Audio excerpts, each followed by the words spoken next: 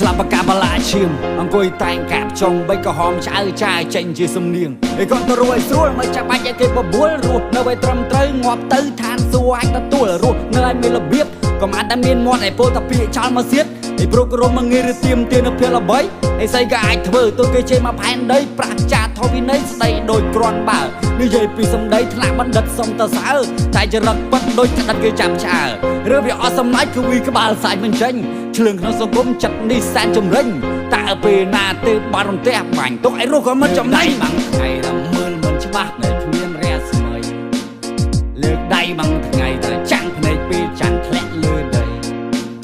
លើកដៃបាំងថ្ងៃចង់ចាប់ទាញមេឃគុំចោលក្នុងព្រៃ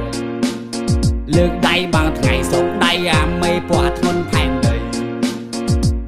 តឡាកសម័យថ្មីគេកាត់ក្តីលើសាលក្រមអសអែពេលដែលកាត់ខុសអាមករៀមដៃដប់ទៅលើសំពះហើយកាត់